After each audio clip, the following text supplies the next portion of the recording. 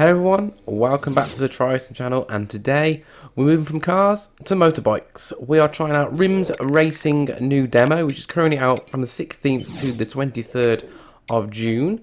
It's free to download from Steam, so I'd say it's worth giving it a go because it's just free anyway. It's a good little 3 hours of your life that you can have a go on a motorbike. They're claiming it to be the most realistic motorbike simulator to date. So we're going to give it a go. We're going to try one of their tracks which are available, and then one of the road courses which are available. From the start, I can tell you it looks great, even just selecting the bike. As you can see there, we've got 10 bikes to choose from, no, 8 bikes to choose from. Currently you only got the Ducati Panigale and the Augusta MV to try. I think you get to try the Aprilia in the in another setup, but not on this one. Change the colours. Everything you see on that bike is worth noting that you can change fairings, forks, brake discs, everything. There's over 500 parts from over 45 manufacturers that you can use. There's all the tracks. It's going to be 10 tracks and 5 road tracks, and then the reverse as well, so 20 tracks altogether. But we're going to go with Circuit Zolder.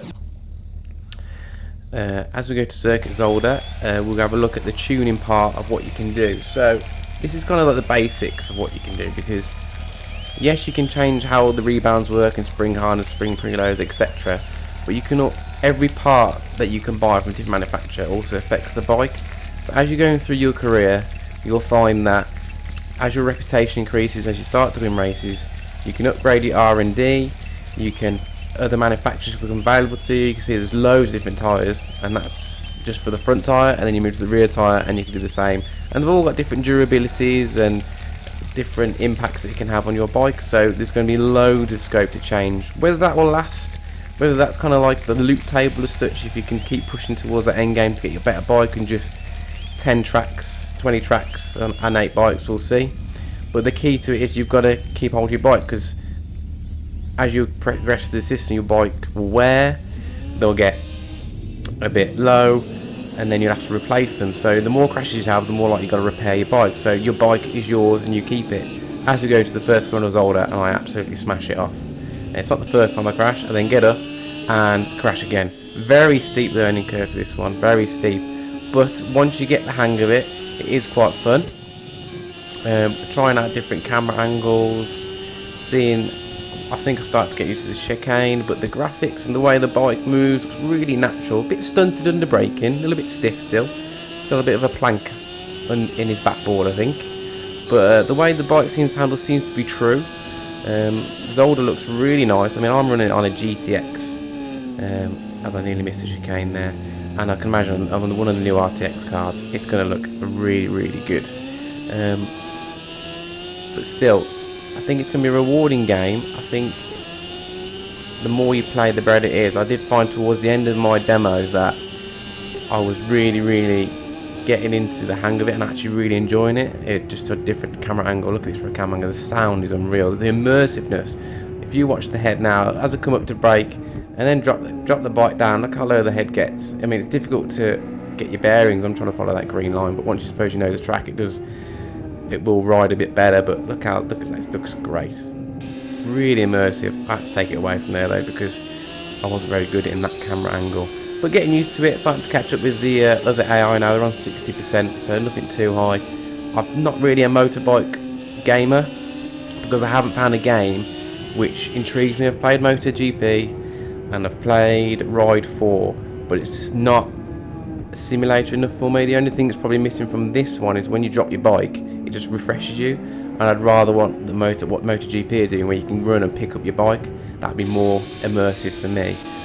But in terms of how the bike's riding, this seems to be more true to form, as I absolutely smash it. The AI seems to be a lot stronger than me. They're made out of steel or adamantium or something like that, because I can hit them all the time and they never fall off. It's only me falling off. So I'd like to see a few tweaks in the AI, especially how they react around other riders and me. And like I say, don't seem to be very aware of me at the moment, so we'll see. But I'm just getting around this last lap of Zolder. I haven't had a good race. I'm in 9th, and I'm just trying to just feel my way around the track. I do like the bike. I like the way it looks. So moving away from the track, you get a bit of a showroom. You can start the bike up. You can give it a bit of a rev. The rotate motorbike wasn't really working on this one. I was using a controller. I don't know if it was something with the controller, but the rotate motor is a little bit of bug in there, but it is a demo, so I expect these things. But the graphics look great, the lighting on it looks really good, so really happy with the way it's looking. So moving on now, we're on the Augusta MV and we are at the road circuit, which is kind of like the Isle of Man, these tracks, so they're kind of like a point-to-point race.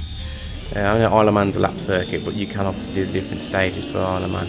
I really kind of like this mode. It's a bit different than the track, it's doing laps, and it really takes you to some nice landscapes, I can imagine. So Australia for this one on a dirt road looks really good. I mean, this is the replays now, so I'm doing the replay. I'm showing all the different camera angles, and look, if you look at the back suspension, the front suspension, do all these angles, and the leather, the detail, the level of detail on it is amazing. Look at that back suspension there, it's just bouncing up and down on the roads, you're going all over the bumps. The road looks great.